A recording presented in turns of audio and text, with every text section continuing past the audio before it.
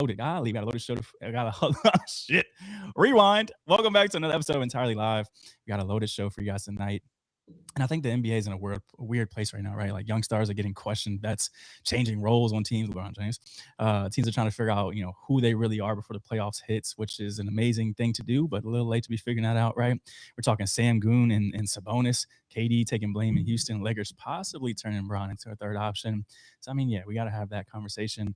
Knicks drama is heating up, right? Embiid's legacy is on the table. And on top of all of that, probably my favorite part that's happening right now is that March Madness is here, right? Brackets are getting filled out. Takes are about to age probably terribly, right? But every year it does. No one gets it perfect. And we're going to get everybody's opinions in here in terms of who the perfect pick is for this year. But before we get into all that, I got to show love, especially to Devo Tech, who has been, and I could be getting that wrong, I'm so sorry, who has been with us since the beginning in terms of questions and important comments, even gave us a little email today, which was fucking amazing. So we want to clap it up for you, tell you how much we appreciate you and everyone else that comes through. With that said, if you're in the chat right now, right, rocking with us live, again, we appreciate you guys as well, because we really are building something real here. It's not just a show, it's a community with us. And as you guys know, it's Monday, Wednesday, and Fridays, and we're probably expanding that as we go forward. So if you're here, obviously hit that button in terms of likes, hit that subscribe button if you're not already subscribed, and share this with somebody who really loves basketball talks and not just watches it. Don't be quiet either. We're pulling chats all night. My man Axel's on the back end of that. But other than that, let's get right to it. With my guys, panel a little short today, but it's probably the best panel, the most interesting panel. Wink, wink. I got my man Kyle Murph. What's good? Aaron Miller. And of course, I'm Darian Robinson. I thought he Topic one. Huh? I thought Aaron flicked the camera off just now when he put his fingers up. I said, damn. No. But before you get started, D, I do want to give a quick shout out. All right. So for our viewers, Entirely Media and CGL, that's Culture of Greatness Legacy Sports Agency, recently started a 90-day internship program. Monday was the first official day for them where we got to meet all of them. But today was the first official day that they got started on their project/assignments. And when we put out all the information for them, the stuff that they needed to get done over the course of the next, I'd say about the first 30 days, they immediately took initiative. All right. Immediately. There wasn't much hand holding going on. They were holding each other accountable. They've already got in contact with each other, with the groups that we split them up to. A lot have taken leadership roles already, putting people on calls and everything like that. So first thing I want to do is shout out all of our interns for that. You guys are going to make this process so easier just by simply, taking that initiative. All right. Obviously, we want leadership to come naturally, but individually, every single one of them,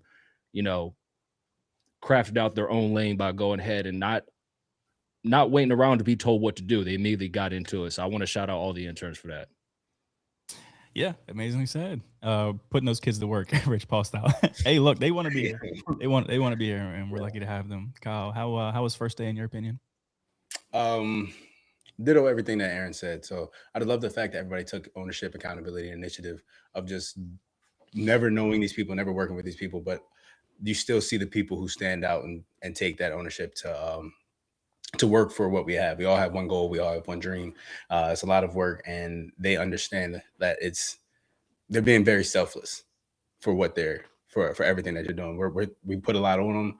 We're asking a lot of them, and just to see them come together and work together and just help build this dream and this goal that we have. It's a beautiful thing to see. Very well said. All right, let's get right into it. Again, I see you're here. I don't know if you heard the beginning of it, but Dove Tech, thank you for the love and the appreciation. You're our favorite right now. And again, thank you for the email. Getting right to it, Kendrick Perkins recently, on Road Trip and kind of just called out Sengun for a massive 180 that he's kind of had, right? Like 6 months ago in late 2025, Sengun was calling him a top 5 big. And I mean, he's gotten comparisons to Jokic for a very long time now just because of his skill set, right? And what he was able to do on the court prior to KD joining them. Now Perk is calling him someone that he's lost interest in, zero interest because of his lack of ability on defense this year. So my question, starting with you, Aaron, is realistically, when you're looking at a championship team and building one around a player, how are you able to do that if he's a liability on one end of the court? Well, that's the thing. So now all of a sudden we're calling him a defensive liability, which if you watch the Rockets play this season, you can clearly see teams like targeting him, especially in pick and roll situations, isolation situations. So it's not like we haven't seen this before. All right. Every team can, I'd say, realistically afford to have one defensive liability, but that defensive liability does have to show effort. It's the same thing we're getting on Luka for, right? Mhm. And it's not like they can't win a championship with him being a defensive liability, because there's been many championship teams that have had their star player or one of their best players be the defensive liability. All right. Dirk Nowitzki, I say, was that, right? But he gave Sure. effort, right? Steph was that, but he gave effort. Everybody has one. It's just you have to have certain guys around him that can cover for him for those moments where he is going to be lackadaisical on that side of the court. So I mean, I'm not out on Sengun yet. You gotta remember, y'all, he's like what, 23 years old? Mm-hmm. Now, I can see why Perk is upset about it, because going forward, if he is going to be the cornerstone of their franchise, remember, we thought Jalen Green was going to be that, but they decided to go ahead in a different direction and identify Sengun as like, this is going to be our face of the franchise going forward.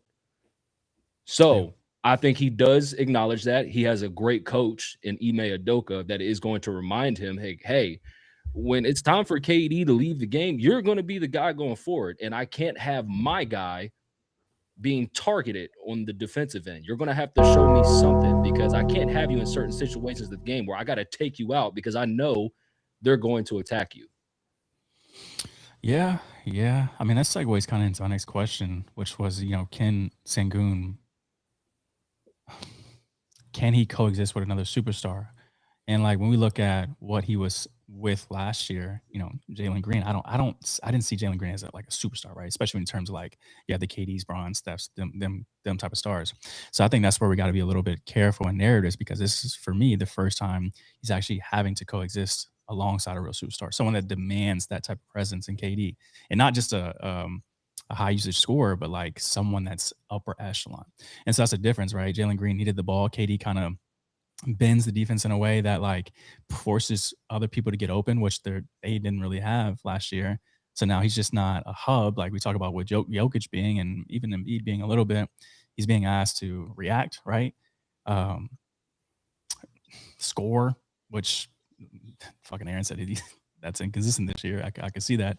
But then too, like still find an identity within himself, right? Like, do I defer to KD? Like that was a big thing in the beginning of the season when he wasn't doing that. And then they got a lot of pushback, like, KD's here for a reason, right? So I'm sure that conversation kind of fucked him up. But like where I think the disconnect is in this sense is like like I said, a lot of people calling him Baby Joker.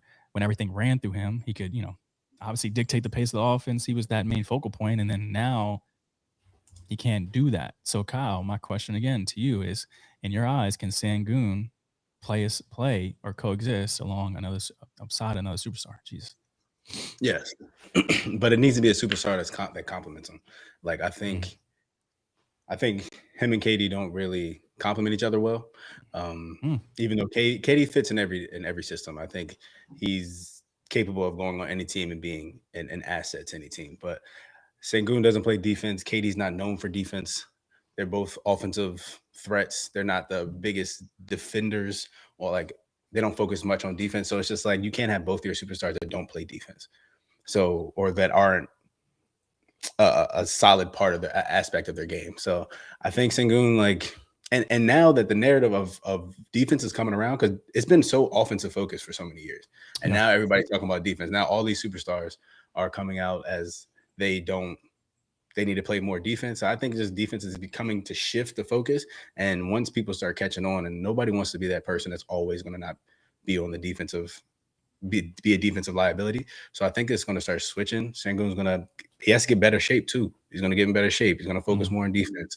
Like KD's already at the end of, not the end of his career, but the tail end of his career. So like, he's not going to really focus on it. It's up to Sengun to really change that narrative for himself. I'm sorry. I just want to go back to the first thing you said when you started that. You said Sengun and KD, they don't what? Complement each other. You don't think that's premature? No. Okay, Kyle, again, I mean, just how many years? I mean, chemistry does exist. Chemistry does matter, Mhm. but they don't complement each other well. Like they already obviously they had that little whose ball is it at the beginning, but they're essentially the same type of player. Same And what type of player. what They is that? like the scorer, the Sengun, someone's pushing. They call him Baby Joker. So sometimes he's pushing the ball. He's bringing the ball up the court. KD doesn't really need to bring the ball up the court, but they're the same like type of build of player. KD's just a better player than he is. KD, okay, obviously KD has a lot of narratives centered around him, but one of the biggest narratives he had is that he's the easiest player to fit into a system and complement. You're gonna say they don't they don't work well together? I think Sengun thinks he's better than KD. He's more important than KD on the team, and I don't think that's accurate. But he wasn't deferring to KD at the beginning of the season, so yes, it does take that chemistry. It does take time for you to grow that. But if it was there at the beginning of the season, not just going to switch all like completely go away. There's still probably some lingering who's better, who's who on the team. So that's just my opinion. I'm not a huge Sengun fan. I think I see the possibility of him being a Baby Joker, but I think putting him as Baby Joker is like low-key disrespectful too. So I'm not a huge Sengun fan. I just think you need to play better defense and get better on in better shape. Chad is saying Jokic and MPJ worked. MPJ's not KD though. He's not KD. You just know he putting that bitch up every time he gets the ball. High volume player. KD takes half the shots at MPJ. But you got to remember how long Jokic was there for before MPJ got there. Jokic already established himself as the cornerstone of that franchise in Denver, and then they drafted MPJ.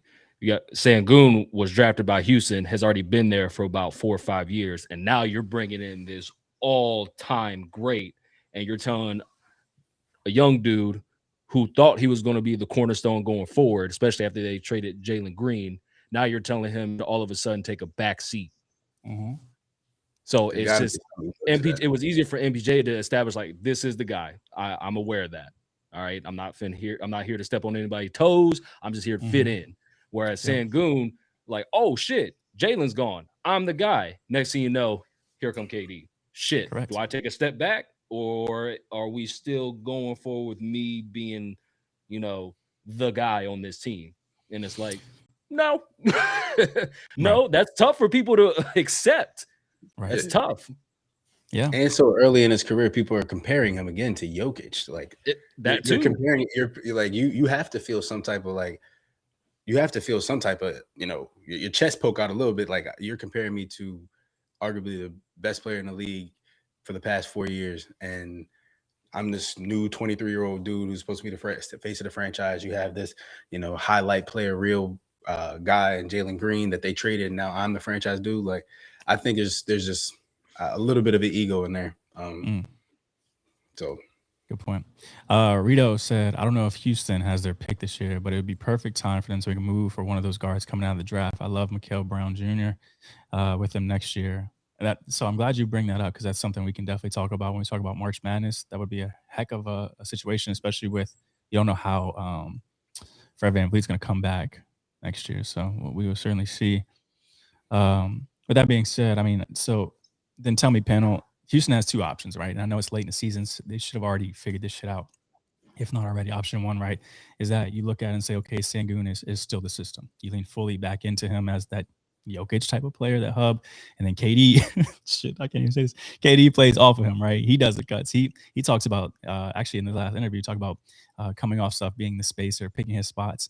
And I think that keeps Sengun maximized, right? Option 2 is KD is the hub. He is the engine that runs that offense, right? So then Sengun has to be the one to evolve. He has to be the one to do more screening and quicker decisions and less holding on the ball, right? Become the connector instead of the guy that they center the whole offense around. But you can't do both, and that's the problem, right? So, Aaron, what's the real answer there? If you're trying to win now, do you, again, go through KD and Sengun adjusts, or what happens? I mean, we got to – I'll answer that question, but it's when we get to the other topic. If you ask me, I think it should be KD going forward, right? Mm-hmm. Because obviously there is some clear, like, you know, how can I say this?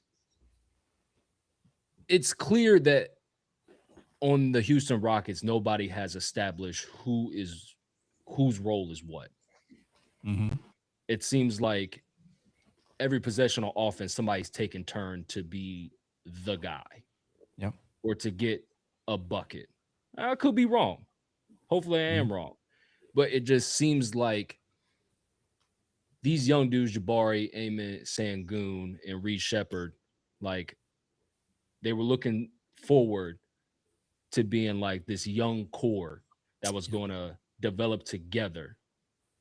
And then next thing you know, you bring in an all-time great who has so much experience, you know, so much like has been battle tested and everything. And now they have to pretty much like kind of, I guess, like appease him in a way. I'm not really sure. I don't know how to frame this. I really don't know how to frame this. It's just tough. I think those young dudes are just having trouble like playing with an all-time great because for so long they were just essentially trying to figure this thing out for themselves. They were trying to figure out the NBA while also trying to figure out their games. And then you bring in this dude who has been in the NBA for so long, who has it all figured out. And I think at this point they're just trying to play catch up and try to think the same things KD thinks. And when KD sees like, damn, they still haven't figured it out yet, it's frustrating for KD. Very well said. Kyle, you got anything on that? If not, I want to move on to this real quick. I mean, just quick blur. I mean, because it's like at the beginning of the season, that was kind of like a narrative about it, was the old head going in with a bunch of young guys and he's not going to do anything. But I think to answer your question, I personally think they need to go through Sengun because he has more to offer. Like we know KD is a proven scorer, but Sengun is more of an all-around player when it comes to making plays. So like it depends on the time. So I think it's just hard to go away because like Aaron was saying, KD is a all-time great, proven system. You know what he does, you know what he's going to bring. But this season they're not doing that much different, even though Sengun's not having a good year. They're both shooting 50%. They both average 3 turnovers. KD only averages he averaged 25. Sengun averages 20. So it's just like I think it's hard to go away from a proven system in KD and kind of go of this, this plausible system of Sengun. But like, if you're going to compare him to Joker, use him as they use Joker, even if you have a KD on the team. Well, I love that you guys are split on that. That's a beautiful segment. Looking at some of these comments here, Redick said facts, Aaron. It's like when the Lakers brought in Bron with the baby Lakers for the first year. They're better than that, though, obviously. Yeah, facts. There's a learning curve. That's why, you know, some people like just get frustrated. Like there's some people that don't get into coaching because of that exact same reasons. You got a guy who knows everything. And then when you try to teach it to somebody who's still in a young phase of their, learning process and they don't pick it up right away, they see themselves in them, but they have to remind themselves they're not you. That's why they're not picking it up so fast. Yeah, facts. Okay. I love that. So what I want to do is, because we're talking about role and system and who we should build, players around, that kind of thing, I want to simplify this whole thing. Forget for a second KD, forget Houston in general, forget anything that's around that offense. I want to make this real simple right now. Today, who's the better player, Sengun or Sabonis? If you ask me, I'm picking Sabonis all day. Sabonis. All day. I know he's been hurt this year, but let's not get it twisted. That man, I think it was last season where he was last season or the season before that. That man had how many double-doubles in a row? Yeah. Like, come on now. Yeah, give me Sabonis. You think it's even close? I think long-term going forward, Sengun's going to be head and shoulders above Sabonis. But if you ask me who I'd pick right now, if they were both healthy, I would pick Sabonis. I think because think about it, Sabonis is a dude you don't even have to run plays for. Yeah, he gets his 25 and 15 off effort alone. Dirty way. Mhm. A dirty way. Like you can run plays for him if you want to, but like the bulk of his like production just comes from him off like just being a great rebounder. Sabonis is nice, man. I honestly think he's one of the most slept on players in the league. I swear. I mean, he's been, like you just mentioned, and like he's been doing it at a high level for a very long time right now. Like double doubles every night. He's an elite rebounder. He's actually one of the better passing bigs too that you'll see in the league. And plus, I mean, I know that team. I know that they're not good this year, and they had, you know, like, what was the year they had to light the beam and went crazy, and he was going on. Was that 20? Yeah. That was that first year they did Starting Five documentary, the whole light the beam thing. Mm-hmm. That's when they was the Warriors' biggest threats. Yeah. And I will say there's no confusion with him either. No identity crisis. Like, you know exactly what you're getting from him. Right now we don't know what we're getting from Sengun. So comment wise, Sengun is nice. I really need Sabonis on a real team.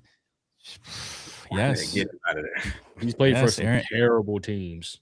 Aaron's probably gonna tell you Lakers, but Jesus. Kyle, where would you God. I would I'm gonna say don't dump everybody off in the damn Lakers, man.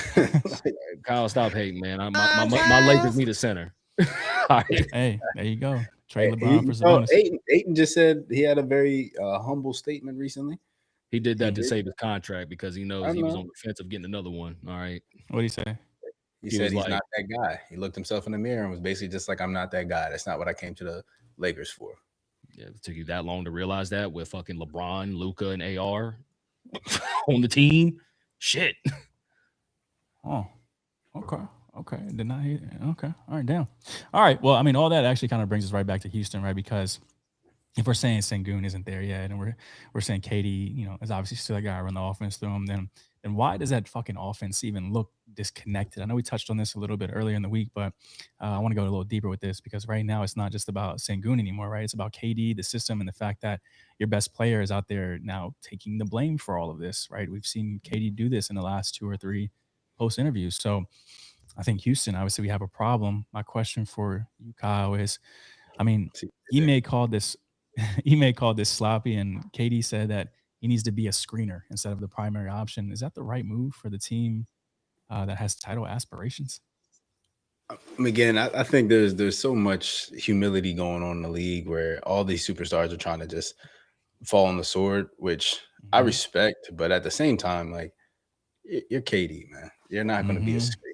Like, it's like, I get what you're trying to say. Like, kind of what we were saying earlier, like, all right, who do you run it through? But at the end of the day, like, you're KD. I'm not gonna if you come off a screen and then you sit in the corner and you got fucking Reed Shepherd over shooting a 3 over you and y'all both wide open, like, I'm annoyed. Like, what are y'all doing? Like, stop disrespecting KD, who he is. So I get what he's saying, but I think he's just being a little over dramatic with what his role is, what he thinks his new role should be on the team.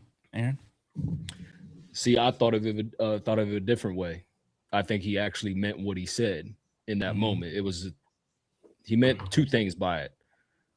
One, he saw it from a basketball standpoint of when he's a screener in a situation. When you're a screener in any offensive situation, the screener is more likely to get open than the person with the ball is.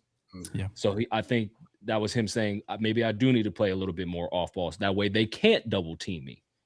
Right.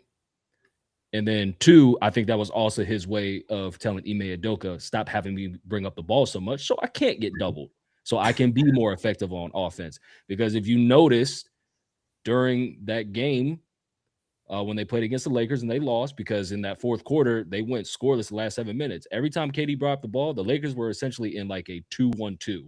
All right. Yeah. The 2 people at the top would trap him.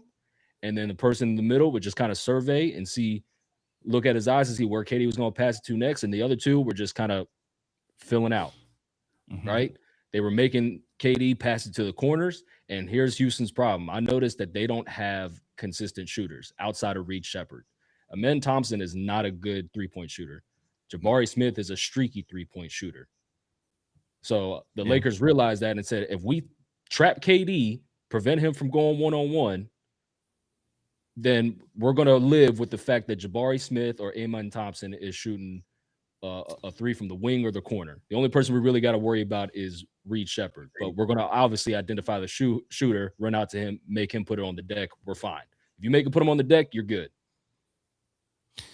Yeah, see, I wanted to agree with you in terms of like I get what KD could become in theory, right? Playing off ball and coming off screens like that. In theory, that should be deadly. That was deadly when he was in Golden State and even when he played with Kyrie a little bit. But again, when you look at this team, right, that only works if you have a guy that can actually deliver KD the ball in those moments, right? So Houston, we talked about this, like Houston has no point guard. They have no identity in terms of someone that can distribute like that, like Jason Kidd's trying to do with Cooper Flag, right? They don't have someone that can read the defense, make the right pass, and then consistently get KD the ball in those spots after that action happens. So what ends up happening, right, is KD sets the screen. I'm just playing this out. Like KD sets the screen. Nothing clean actually develops. Then timing's off. Shot clock's running down. The lead, fucking Reed is probably late or the pass isn't there. And then you talk about now the person that has the ball has to either dump it to someone that's open, which they don't have the vision for, or they got to get a bucket, which they haven't been consistent for. So, shit's tough, right? So, like, that's probably why KD ends up saying things like, I'm the offense, because at a certain point, it's probably easier for him, who's been doing it for 16, 17, 18 years, just to, instead of relying on someone else to create that advantage, just doing it his damn self. So, yeah, off ball could work, but I don't think their roster is constructed right now to do that, which brings me to my last point, which is like, at some point, I respect Ime a lot, but if your best player is getting erased in the second half, like KD had 2 points in a whole fucking half, right? I don't think that's effort. That's about adjustments. So, like, what are the counters to that? Like, what sets are you going to do to get him clean looks? And then, like, shit, like, why is no one saying Ime's not at fault for this? But if you notice, I was going to say they were only doubling KD. Yes, so, right? Which is why I'm countering your argument. Yeah, you're saying they don't have a point guard to bring it up. Well, if you're only doubling KD, all right, let's see what happens if MM brings it up. Let's see what happens if Reed brings it up. If you notice that they're not doubling them, all right, then, KD, this is what we're going to do. We're notice they're only doubling you when you bring up the ball. I need you, as much as you don't want to fucking hear it, I need you to go sit in that corner or go sit on the wing, all right? And then we're going to have these guys initiate the offense. Now, I'm telling the people that's bringing up the ball, initiate the offense. Don't be on no bullshit-ass isolation. All right? Read the fucking room. That's kind of what Darren was saying, though. That's Ime's so fault. You agree with me? Yeah, I agree with you. Oh, okay. But that's what I'm saying. That's why Ime needed to make that adjustment and just be like, you know what? I see that they're doubling my guy, which rightfully so. He's the best option for us to bring up the ball. I'm going to take the ball out your hands. You go sit on the wing. All right? One of you two bring up the ball, initiate the offense. But KD, just know as soon as you do get it, they're probably coming to trap, which means you got to make a quick decision of either shooting it or driving it. Right. They need Fred back. I never thought that Fred would be such a valuable person. He's always been a bucket on. Let me disrespect him. But I think when Fred comes back, if they can keep this team, the whole team is going to be way different. They're going to be way bigger of a threat. Yeah. So then my question is, given the Boston stint, and then now given what he's done in Houston, how good of a coach do we think Ime really is? He's a great coach. Come on. Okay, why? Why is he a great coach? Because let's see, in his first year with his first year with Houston was rough. Because they virtually had a bunch of young pups on there, and they had no aspirations of winning that first year. But the second year, he quickly turned it around, made him a playoff team, had him at the 2 spot. True. All right. And then now you got them this year. At one point, they were at the 3 spot. They're still at 4th right now. They're still a good team. They're still a good team. Now, a title contending team, I don't know. But Ime's a great coach. Had he had that situation not happen in Boston, it would have been him hosting or hoisting the NBA Finals trophy instead of Joe Mazzulla. So, yeah, we can't deny that. It's just it's going to take time, man. It took time for him to get Boston to where it was at when he took over for Brad Stevens. It's going to take time in Houston, especially since you started from the very bottom. From the very bottom when you got there. Yeah, there we go. Good say. Kyle, anything to add to that, or you guys? No, same thing, especially with a team with no identity because he's not on the court. So they have to figure out their identity. So he's able to hold them in the 4th spot in the West from the foundation that he's built. So, like, I do respect him. I think he's a solid coach, but he's not on the court. So he can only say how he feels about things and give him different schemes and speak his opinion on this team. But I think he's a good coach. He's proven. Very well said. I mean, yes, and I pose this question right for us to obviously give him his flowers and praise. I think something that gets left out of those conversations is, like, if we look at some things here, JB, right? Able to get both of them to commit on both ends of the floor. He was able to do that with Houston. He's able to do that with this Houston second variation of Houston, right? Like, teams are committing to both ends of the floor, which is not easy to do. So getting guys too, like Katie, and you see the humility within JT and JB when he was with them, right?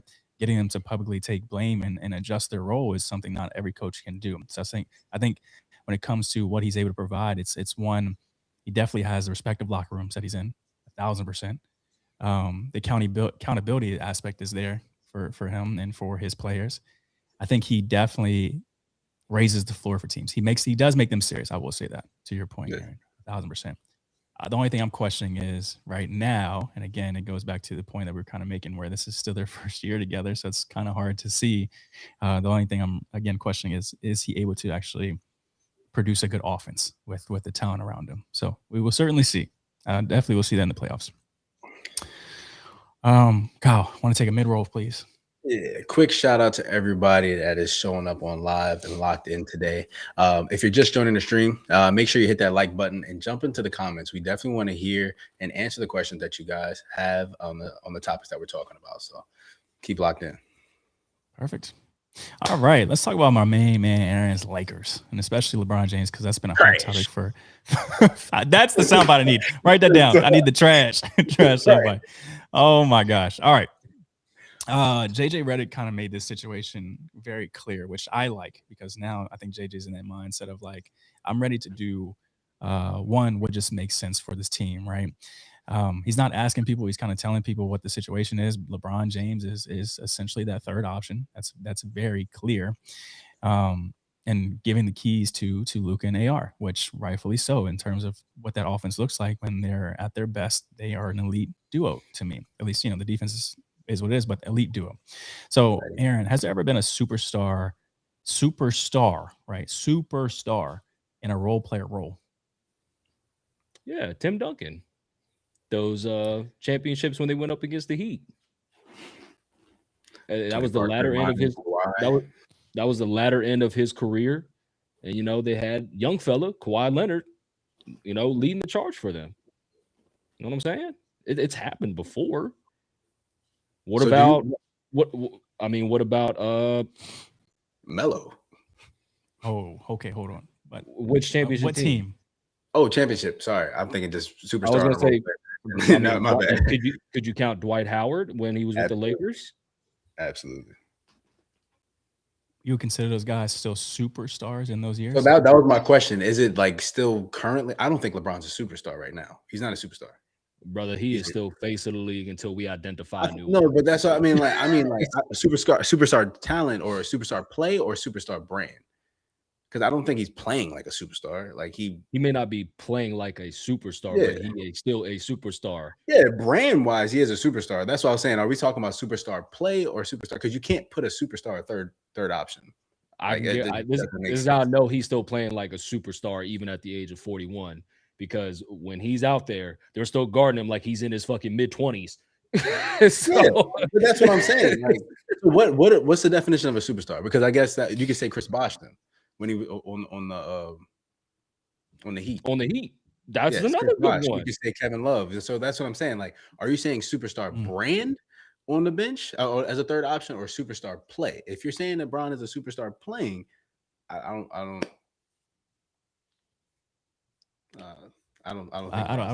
give a fuck about superstar brand. You could be washed and still be a superstar brand. Yeah. Why do I care about that? So LeBron's playing like a superstar this year. Like, he's a superstar. For considering his age, yes. There's only two people. No, not considering his age. I'm talking about considering his play. So you're putting him in the same pool this year. LeBron at 41, 42, in the same pool as SGA, Jaylen Brown, Cade Cunningham. You're putting him in the same category. He's still a superstar, Kyle. He may not I'm be saying, an are you all putting him in the NBA same caliber category? player anymore, but he's So still how a can you be superstar. not an all NBA caliber player, but you're a superstar? Like, no, that's a brand. Then that's not a play. So who in the NBA of LeBron's peers is going to call him not a superstar? Is Cade going to say he's not a superstar? Is No, Kyrie? I mean, Is Luka? They're I think out of superstars. respect, he's an all-star. He's not a superstar. So all stars are essentially superstars, right? No, all-stars are all-stars. Superstars are superstars. I'm glad you said that, because when I called out that bullshit about the Euros, you fucking went against me and everything. What do you mean? Niggas in the fucking all-star game that ain't fucking all-stars nor superstars, but you have No, I agree with you. I agree with you because I agree with you because you ended up saying they're going to get better contracts and all this other stuff for these accolades that they somewhat don't deserve. So I agree with you on that. I'm just talking about because Brooks is a superstar. Is that what you're saying? That's what I'm saying. Like, no. Okay, listen. But nobody's ever said he was a superstar before. No, like LeBron is the narrative of LeBron. Like LeBron's career, superstar. You can't question it. Yes, but why are you saying he's not a superstar? So what defines a superstar? I'm not saying your play, your likability, your marketability. You can't be a superstar and be a third option. All three. Well, hold on. Because if you remove the narrative around him being a third option right now, right? If you look at his numbers, this is where I'm going to agree with what Chris said when we were at your house, right?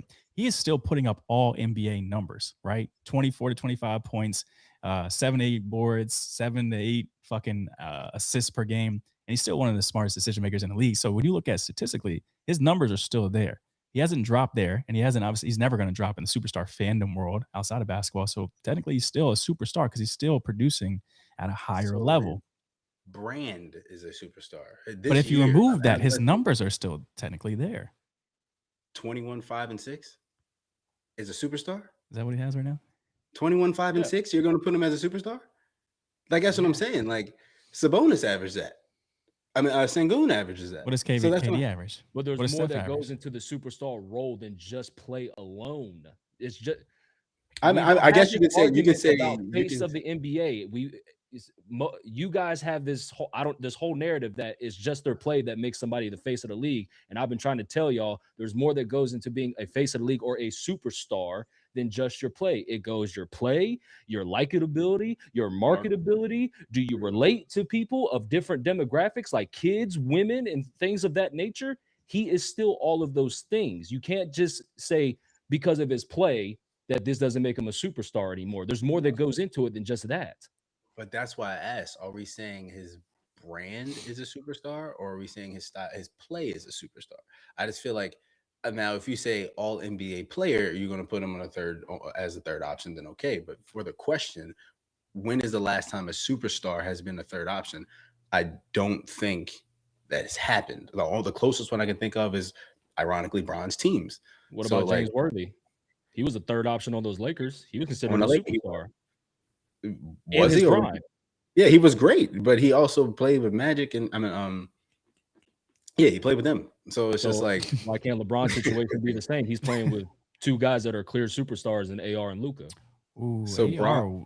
So are you? So that's what I'm saying. So AR is a superstar now? Like that's that. How does that? Because like I said, there's more that goes into a superstar label than just your play.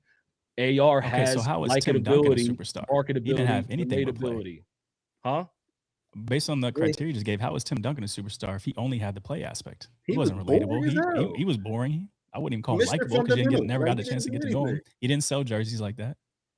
True. We don't even know where Tim Duncan's at. He's an all-time player. We don't even know where he's at right now. When's the last time you heard about a Tim Duncan?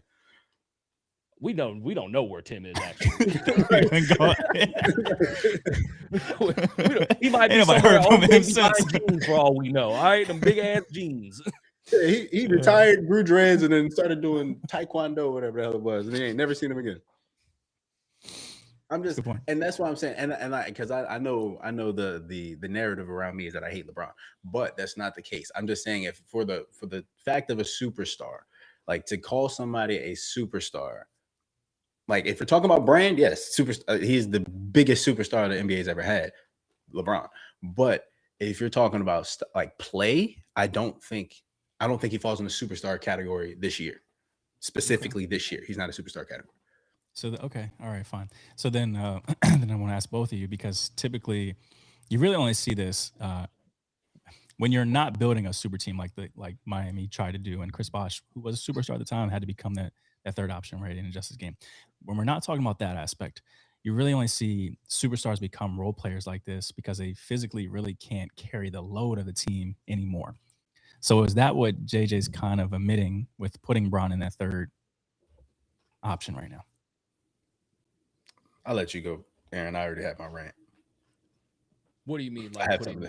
What do you mean putting him in that third option? It's been well noted and established. I said this back when the season started, and niggas killed me when I said he needs to slide down to that third option. But now that we see it coming to fruition, you niggas look dumb. All right, not y'all specifically. I was on your side. I said put him on the bench. I was on your side.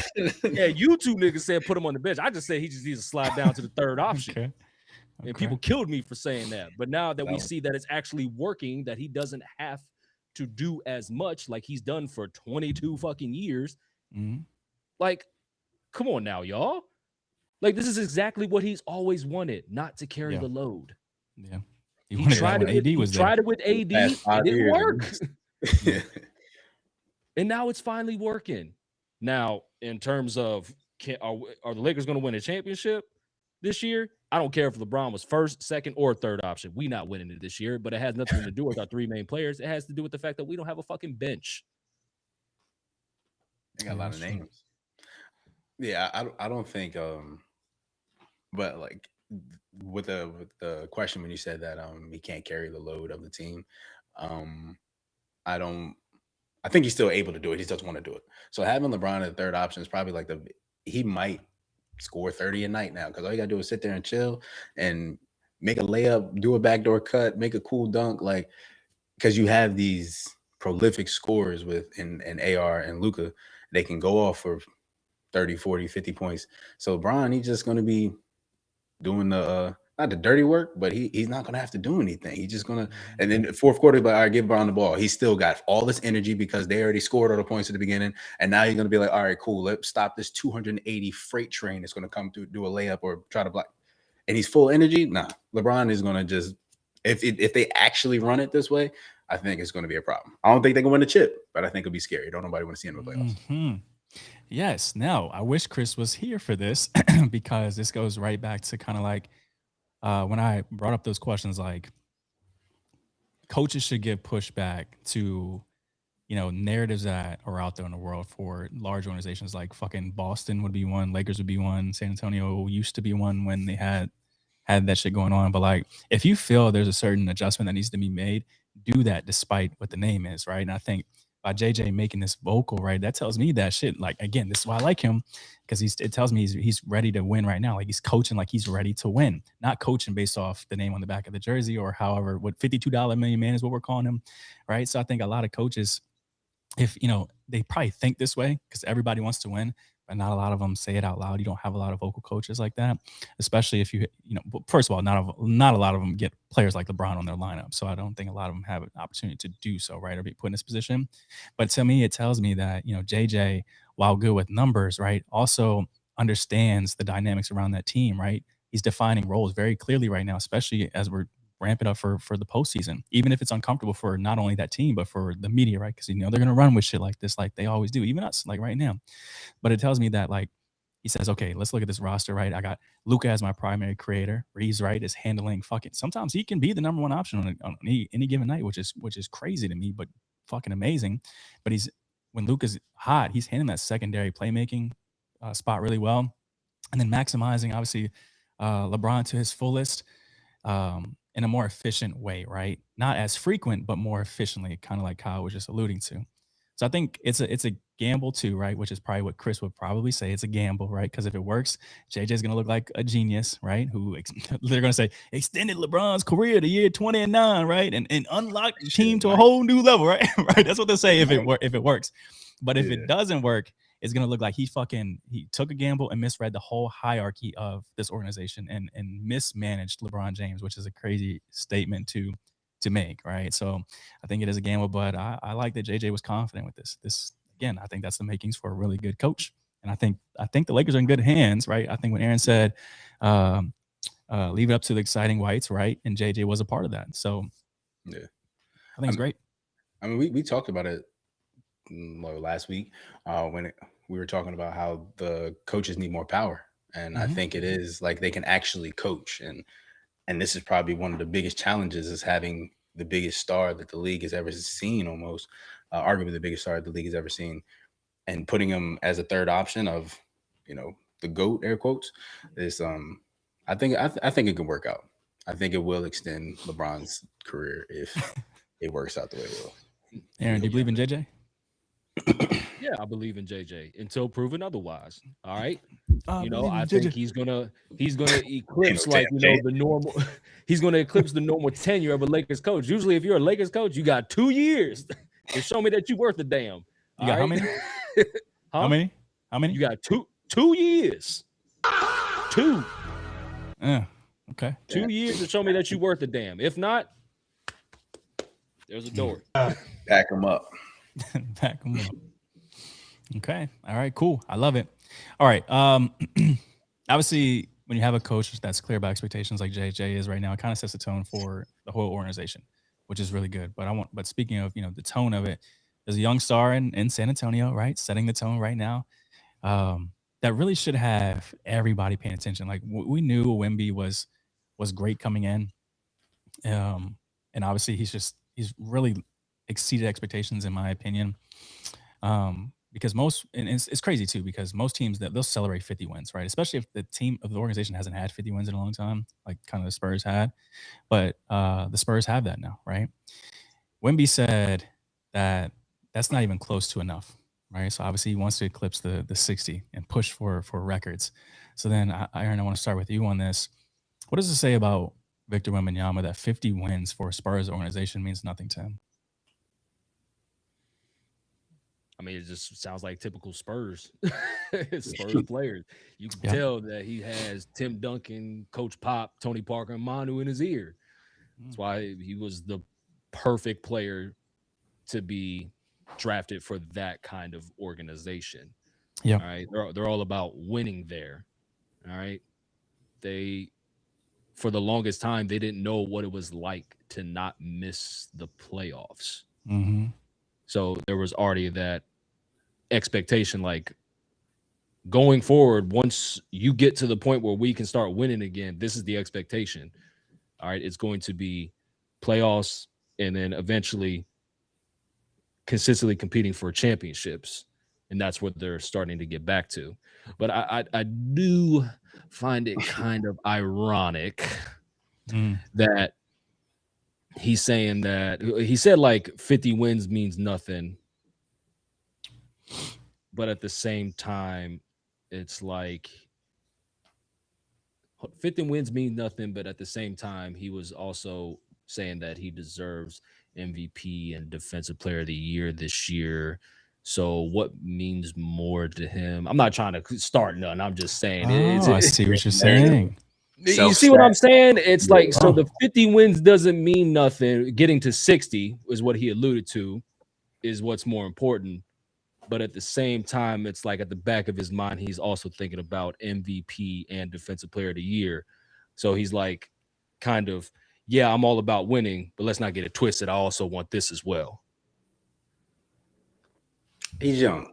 He got to work on his PR skills. No, I don't blame him one damn bit for one. He wants it all. When you're young, you're greedy. You want it all. I want the 60 wins and I want an MVP trophy. I get it. Like that. Everybody has a collective team goal and everybody has a selfish goal. We all have them. It's okay. He loves the basketball stuff a little too much. I mean, I feel him on it, but you do got like I'm not a huge person of moral victories. I mean, but you're also your team is so young, so it's not championship or bust. Like you're still growing. I got to build that. You got to build that culture. So I get it. He wants to fill in the shoes of the the dynasty that just passed, and he's the next thing up, and he's that next centerpiece. No pun intended. But it's just like you got to take some of those moral victories to make sure that you're still fueling the fire. You can't just be like, damn, we ain't win. Like, it's your second year together. It's your second year in the league. So I respect it. I like his mentality, but he has to, give yourself some credit for what did they say, 9 years, 10 years or something like that. They haven't won 50 games. That's crazy. Mm-hmm. So since Tim was there. Yeah. Do you think the Spurs are kind of in that next dynasty in the making? I think it depends on who your core three is going to be going forward. Is Fox still going to be there? Or no. Is it going to be Wemby, Fox, and Castle? Or is it going to be Wemby, Castle, and Harper? You know what I mean? Yeah. I personally think and nothing against him, but I think Fox will be out of there. Oh, I'm with you. I think he's the most expendable on that team. Oh yeah, but in a good way though. In a good way. Yeah, because he's wanted. He's wanted in almost every other team. But when it comes to just how, with that young team that they have, they're just so talented. You got Dylan Harper coming off the bench, which I still think is crazy, but it's because Fox is starting. So they're gonna be solid. Time will tell about the dynasty though. Mm-hmm. Yep. First, they got to win one in order to be the dynasty conversation. All right, they ain't won a playoff series yet, y'all. Yeah. So on you, Kyle.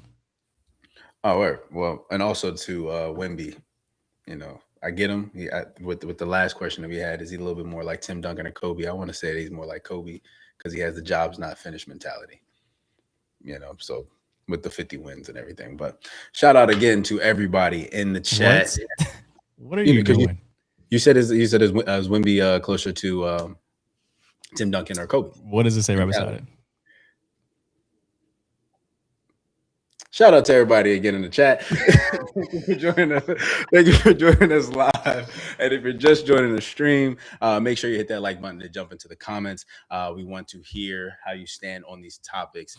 Please keep it active and interesting. Aaron, do you see more of Tim Duncan's mentality in Wemby or Kobe's? I see Kobe's for sure. Ain't nobody going to beat Tim Duncan's quietness. Come on now. He already got more swag than Tim. He already more vocal than Tim. All right. He already got a more flashy game than Tim. It's just for sure. I don't want to say Kobe though, because Kobe was low key kind of an asshole. Mm-hmm. Wemby's not really an asshole. He's condescending. Mm-hmm. Little bit of sarcastic at the times, but I think that just comes from Coach Pop, if you're asking me. Yeah, sure. Okay. All right. Great stuff. Now Kyle's topic, right? His favorite team is the New York Knicks. For those that don't know. So the Knicks are in a weird space, right? Like they're third in the East. Kind of actually, there's another team just like this. Actually, both of y'all's favorite teams are just like this. You have top positions. You're not playing terribly, but everyone just kind of has an idea, like we're still not going to win anything this year, which is crazy to say. But Stephen A, obviously went on this whole rant and then jumped off the bandwagon of his favorite team too, saying that the team's not going to win a damn thing. So sharing everyone's sentiments. He put the blame on Jalen Brunson though. But Kyle, I want to come to you on this question about the Knicks dynamic as a whole. When you look at the roster and how it was formed, right? It's a basic college team. So did the Knicks overpay for essentially a friendship? Mikal Bridges he's not an all-star. They gave up 4 unprotected picks that will probably haunt them. So what's the situation with New York? I feel like I don't think they overpaid. I'm in between, 50-50. So I'm a big chemistry guy. So I'm a big chemistry guy. So they already had that chemistry. They were a successful college team, all that good stuff of the history. So and with Jalen Brunson being the type of player he is, I know they wanted to go through with him. I think their chemistry would kick in after a while. I think they're all a bunch of dogs. None of them are all-stars besides Brunson. I personally believe that OG needs to step up a little bit more. That will help us out a lot. I think OG is our third option, our real third option. Cat being the second. So like again, I think we can win. I know we can win the Eastern Conference. I know we're still capable of winning the Eastern Conference. I don't believe that we're just some, wannabe team, this we believe team in a lesser sense. I think everybody does over exaggerate. We still 45-25. Like that's still a good season. We're going to be set. We're going to be solid. Everybody's getting too excited. Nobody wants to see us in the playoffs. Okay. All right. Well, I mean, if you think it's about chemistry and you don't think that Mikal Bridges is getting exposed, then explain to me why Mike Brown has been benching him in fourth quarters 2 games in a row. He gotta get his confidence back. Ray Allen missed 14 threes in a row. You know what I'm saying? So like he gotta get his confidence back. He's gonna be straight. Again, everybody's over exaggerating. We're gonna be fine. Leave my Knicks alone. Leave my Knicks alone. Leave who? He said, "Leave my niggas." My niggas. Cornball ass nigga, bro. You corn Mexican street corn ass nigga. What the fuck? My niggas. Oh, okay. All right, Aaron. Let's play a little game here. So, if you had to redo the starting lineup for the Knicks, and this is a real thing, Mike Brown didn't take that off the table when he was asked this, but if you had to redo the lineup for the Knicks, who is untouchable for you? Brunson for sure. Okay.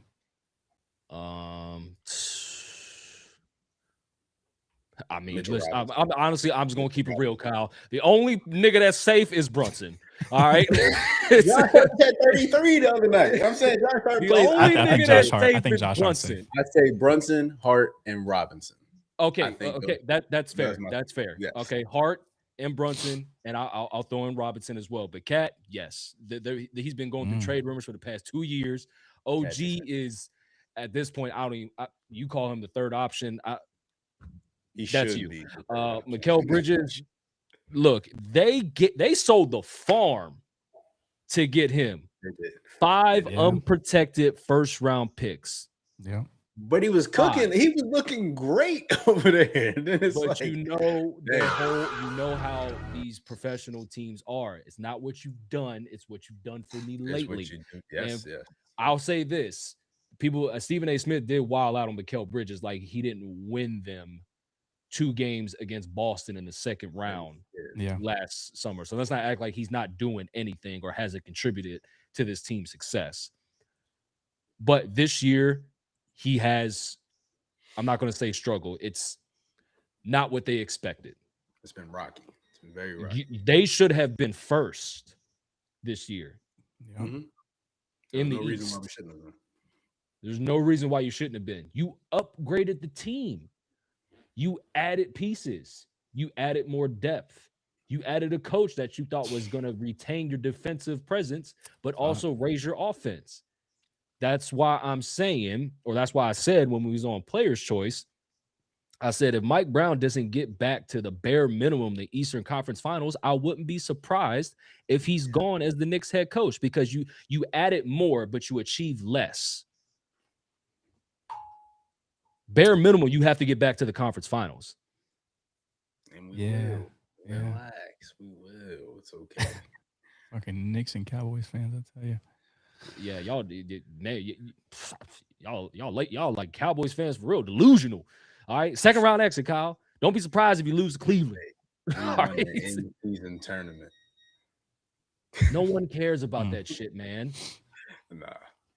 It's like that tournament in the middle of your high school season. No one gives a shit. It's not going to affect you record-wise. It's just an extra trophy to add to your fucking resume. Ooh, big whoop. That's all it is. Big whoop. All right. Philly. Oh my gosh. That's the next topic. New York sucks. Pressure expectations. There's a player in Philly dealing with a complete type of conversation right now. It's not about lineups, right? It's not about the team success. It's more or less about availability. So it's like when you look at Joel Embiid's career, the numbers are obviously dominant. We all know that. You can't take that away from him. But the fucking number of games played tells a whole different story. It's insane, right? I think Aaron put in the chat that he has 485 games played. He has 486 games missed. So my only question for you guys is, if Joel Embiid were to retire today, is he a Hall of Famer? I mean, we asked the same question about Derrick Rose. Has there ever been an MVP that didn't make the Hall of Fame? Yeah.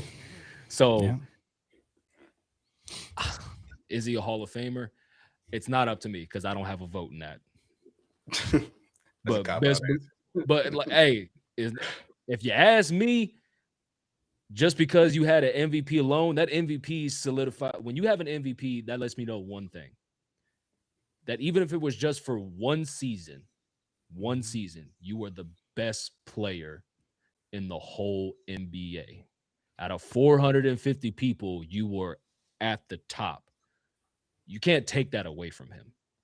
Yeah. That's something to be like very, very proud of. You can't take that away from him. When he's all said and done, whenever he decides to stop playing basketball, he can say, at one point, I was the best player in the league. Yeah. And 7-time All-Star, 2-time scoring title as a center. Like it's weird, but he's a Hall of Famer. He'll be a Hall of Famer. I feel for him a little bit because he's not sitting out just because he is just falling apart. You know what I'm saying? Time is just fucking him up. So it's just like he said he'll give all that up just to be, to go further in the league, playing a chip. So it's a weird statistic to have, to be exactly 50% being on and off the court, but the talent was there, and for the lack thereof that he did play, he still achieved a lot more than many people who played twice as much as him. Yeah. I agree. And I know a lot of people get pushback on this, but like we do a good job here at Entirely of like seeing a player for who they are outside of certain narratives. So yes, I agree with both of y'all in the sentiment that like if Joel Embiid retired today, I do think he is a Hall of Famer. Kyle, I agree with you. I think it is a very complicated case, probably one of the most complicated cases we'll see out there. But the reason I lean to yes is because I think peak matters, especially with people that are considered superstars, right? Like at his best, Aaron, you said this, he's been an MVP. He's one of the most dominant two-way bigs of this era, right? And for stretches, arguably the most unstoppable player in the league, right? In a league that featured another big who's also considered the most unstoppable in Jokic. So I think that level of dominance to go head to head with players for that for so long and come out on top is Hall of Fame caliber, period, right? He has the hardware for it. And personally too, like Kyle, like you were just saying, right? I have an immense respect for players that deal with injury because of what they have to fight through. That's also why I have a lot of respect for PG, Paul George, even though production's not always there right now, later in his career. But for Embiid, like I don't think this is a guy that, just had bad luck once, right? Like you got to think too, like for Joel, his career, right? Like it started with injuries. So like this hasn't been a thing that like of recent for 2 years, dog. Thank you. Thank you. Exactly. Right. So that's how the career started. He had his first beer before he had his first NBA game. Like, right. Come on. This shit is crazy.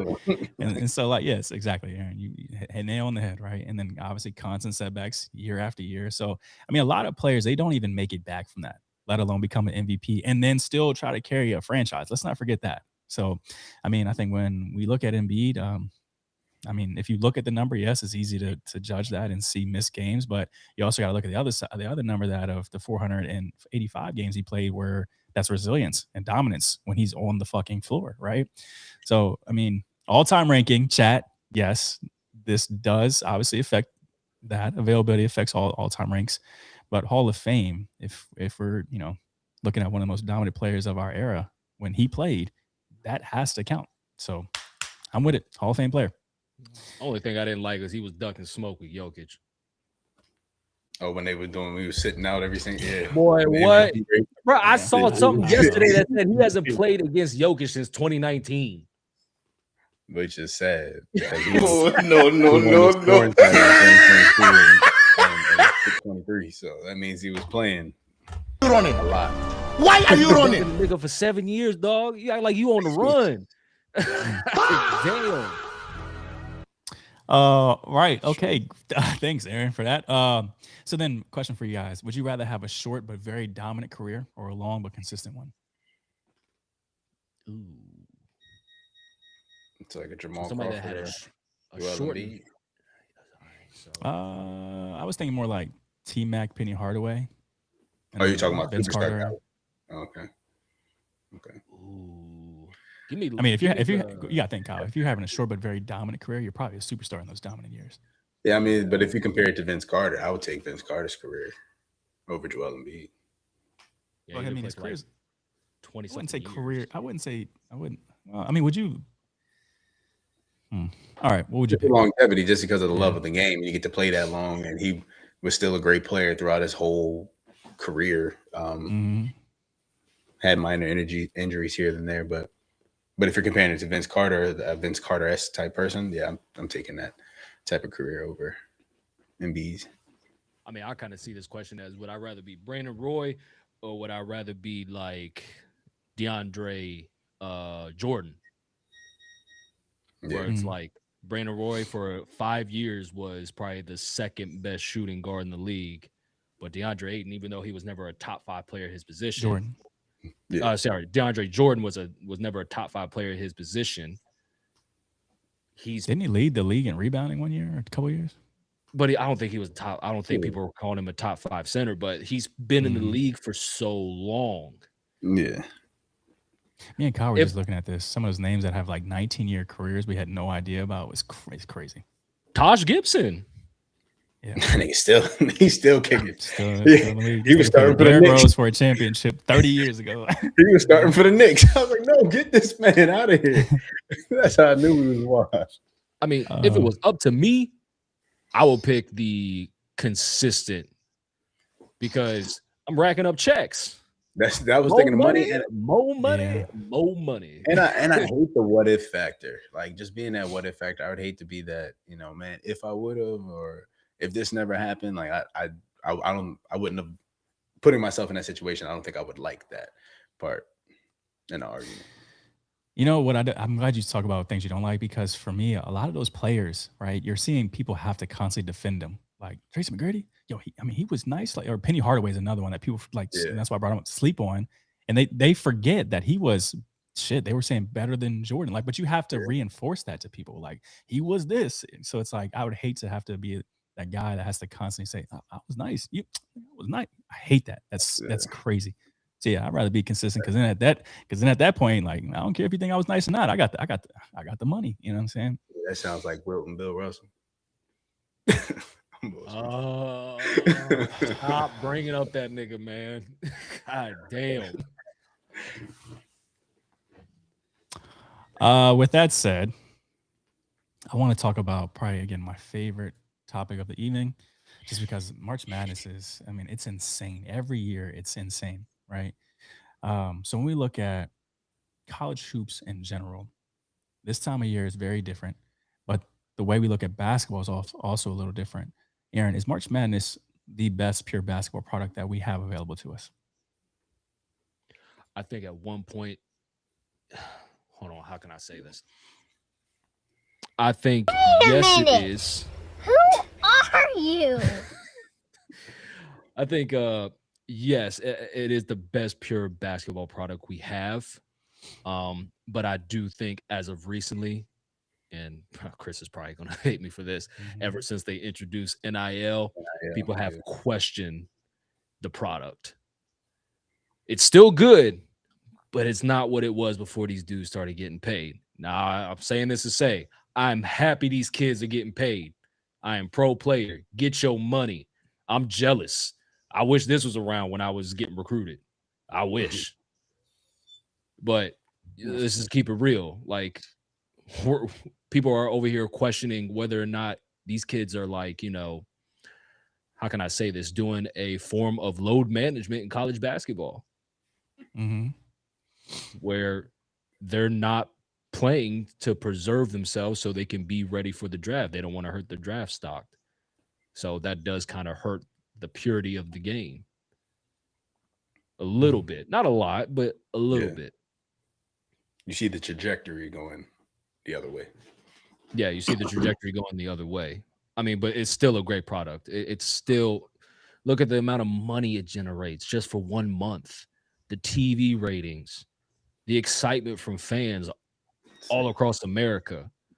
Like nothing's more exciting than seeing a team wearing basketball jerseys and they ain't got no fucking brand logo on them. They upset of a 2 seed. That's exciting to watch. Like, come on now. A team you ain't watched all year pulls off the upset and beats a Duke or Michigan State or, you know, a Kentucky or whatever the case may be. That's exciting to watch. I don't know. I don't know. I disagree with that because I get what you're saying with NIL. Like players getting paid is not the same desperation, if you will, right? Cool. I get that. But if anything, I think it kind of also makes it a little bit more like unpredictable because now you don't know fully, you know, who's playing for what or where. That's where March kind of gets a little bit dangerous. And this is actually why I love this time of year because now, you know, with all these takes that we're throwing out, they mean something to our audience. Like if you really believe NIL changed the game, okay, then who benefits, you know, from that exactly? Who's more stable? Who's more focused? Who's actually built to handle that environment? And this is where I want to kind of go into one of our sponsors, of course, right? Because now it's just not about arguing anymore. It's more like, okay, what are we gonna do with that take that Darian gave or Kyle gave or Aaron gave?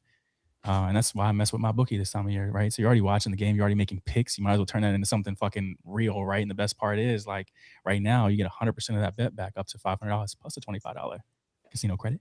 So, you know, if your take or your bracket goes left, your money goes left, you'll get it back and you can run it back. But Kyle, do you trust the best team or the best player when it comes to March Madness? Best team. Chemistry always beats talent. You think so? I do believe chemistry at the end of the day is going to beat talent. Who's your pick then? If my dog was playing, I would say UNC, but I think I'm just going to go bandwagon and go with Duke. If your dog was playing, you just had best team though. So if the best team doesn't have their best player, then the system should still be fine, correct? No, I mean, you still need the pieces to that system.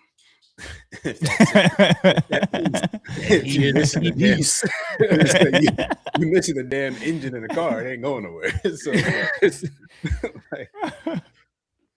okay, what about you? What do you think? Team or player? Yeah. Oh, it's for sure the team. We've seen teams loaded with talent. Think about all them John Calipari Kentucky teams, and how many championships does he have to show for those Kentucky teams? Just one. Yeah, that's shit. That's true. Y'all see that new thing that's going around? Like which college has the best all-time team? It was like Duke, Kentucky, Michigan, like all these UConn, all these North Carolina, all these teams that had these crazy historic teams. Like who's the best? I think Duke has had the best people going through it, but that's a different topic. It's for sure Kentucky, dog. I think it's Kentucky, Duke, SGA, AD, Devin Booker. Think about actually, yo, it's funny you said that. Someone just Devin had a whole Booker take. Came off you could do an all-star game. It It said you could do an all-star game of East versus West versus Kentucky grads. If you see that lineup, yeah, they'd win. Yeah, Kyle, Devin Booker came off the bench, dog. I came off the bench. Yes, he did, but I think Duke. I think that'll be a good matchup. Duke versus Kentucky. Hold on, Dove Tech. That's correct, yes, but my case. I mean, again, I'm also going with best team, but we've seen players win it. Again, Kimba won it with UConn, and they were not the best team in the country. But when he got hot, again, he controlled the game. He dragged them through that fucking tournament. And then you kind of see it in with actually Carmelo with Syracuse. Syracuse was not the best team. They didn't even have the best system. He won it with them. Steph kind of back in the day with Davidson took him pretty far. So, I mean, you've had flashes of this with, you know, where the player outranks the team. I think he can win. I think overall the team is more important than the player. We've all seen Coach Carter. I'm a real Todd Crane. He wanted to be a part of that team. He wanted to be a part of that team. He also said a team can't do it without their best player. So maybe it's both then? Yeah. A team gets you in the moment a player wins it? Yeah. Okay. So my next question, then closing question on this. Which matters more in March for college hoops? Elite coaching or elite talent?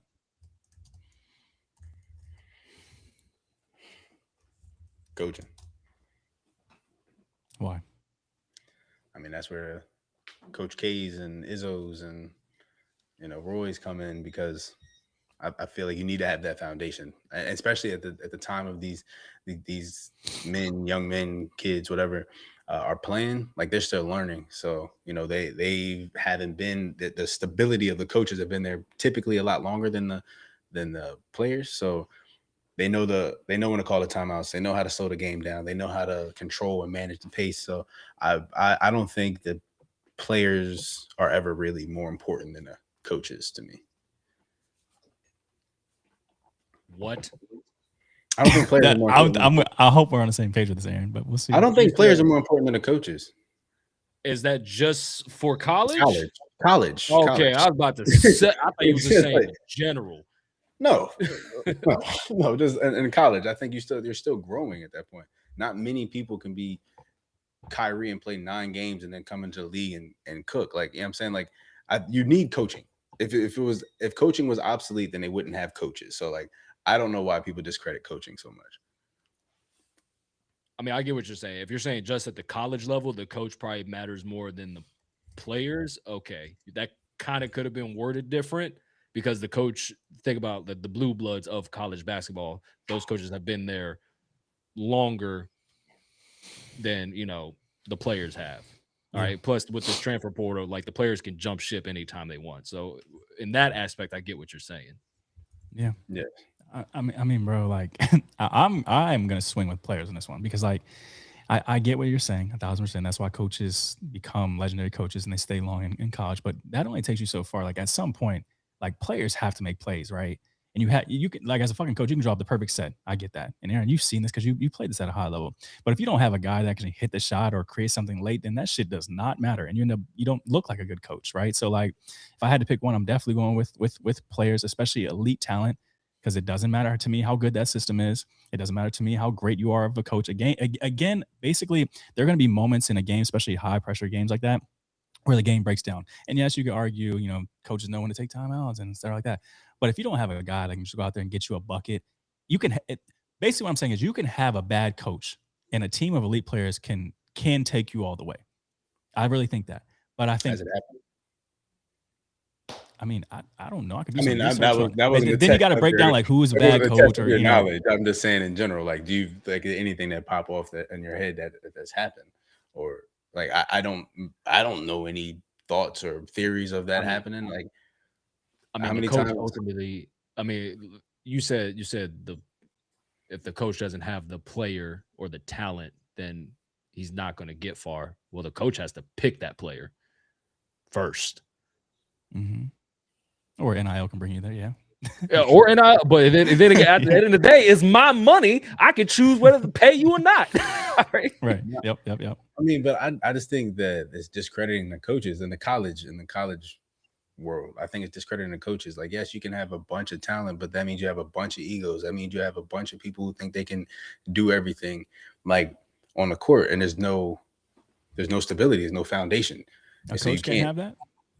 Have what? The ego. I've been doing this for 50 years. I'm older than you. I know better. They can't have that. Every human has an ego, but I'm saying so it goes both ways. No, it don't go both ways now.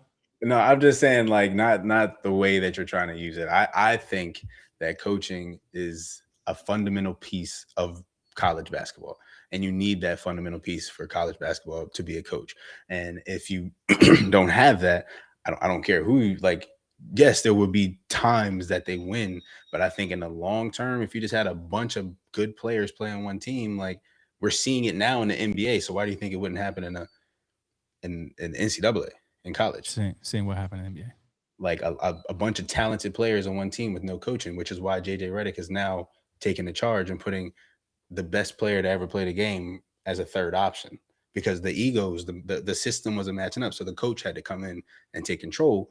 Granted, we have to see how that would play out, but the coach had to come in and take control of what's going on. So it's just like, why do you think with these people at the top of the game, who are the best to ever do it, arguably the best to ever do it, if they have that issue, why do you think a bunch of 18 to 20 years olds, well, shit, that extended up to 28 now, 18 to 28 year olds that won't have that same issue just because they're talented? And you're probably your your star in high school now playing for this high major team. You know what I'm saying? Like I just don't. I think current like new age we are discrediting. Coaches too I knew you were gonna say this. That's your favorite word. Your favorite word, today. Discrediting, and when it comes Nope.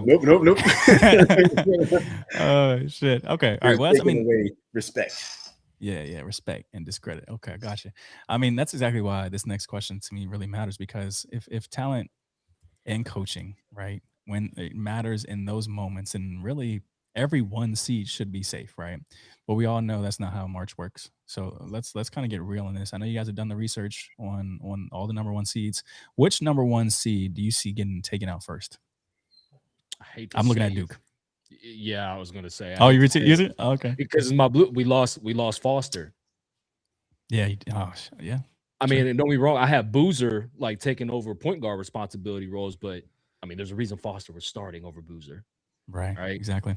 And not only that, the Blue Devils have the most grueling path to the Final Four. We have the most grueling path. So we gotta potentially face at least one of these.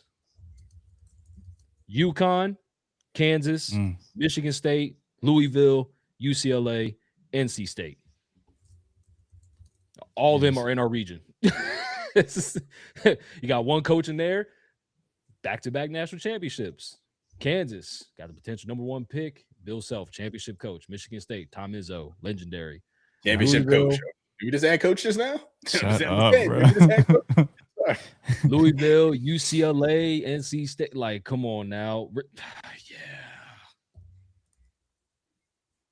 Kyle, who you got? Even Rick Pitino's in that joint too. Yeah, I know. I know. The path for them is crazy. I'm just going Duke. I got them winning it all, and I got them losing first. We'll figure it out. Okay. All right. Wait. You said I got them winning it all, and I got them losing first. If they win it all, great. I think he's saying if they lose, I'm not surprised. So basically, you right either way. That's what I'm saying. Okay. I gotta go neutral. If I had to put my money on it, which I will put my money on it with my bookie, don't forget that, guys. Entirely NBA is the code. But if I'm the opposite side of that, if I'm choosing someone to win it all, because we all agree Duke is probably the number one team or the number 1 seed that will get taken off first. I think winning it all, I got Arizona. I mean, I don't know how much research you guys have done on them. Aaron, I'm sure you've done a lot. Kyle, I know you're still new to this. But if I had to take a safe option, they're probably that safe option that checks all the boxes. Like, they have depth, right? So foul trouble won't really matter to them. They do have solid coaching, like Kyle was talking about. They have balance too in terms of how they play. They're not relying on one guy to carry us or carry them, us like fucking I'm on the team, carry them for 6 games. And then most importantly, like when you look at roster, I talked about that with fucking Miami. They didn't play nobody, so of course they're gonna get exposed when they do play somebody. They have beaten elite teams this year, so it's like it's nothing they won't see in this tournament, but what they will see is going to be nothing new for them. So I love that exposure that they got throughout the season. And then Aaron, you just brought this up with Duke. You talk about tournament schedule, right? They have quick turnarounds. They don't really play anybody, I would say, like crazy, but they're also like, I don't think they're gonna have to make too big of adjustments for who they could potentially play. Is what I'm trying to get at, especially with their style of play too. Like I think they defend well, they share the ball well. So I think they'll be solid. But in your experience, Aaron, who do you think could win it all? Ooh, who do I think could win it all? Mm-hmm. Chris is probably gonna like this. I'm honestly gonna go with Michigan State. I think Tom Izzo gets it done.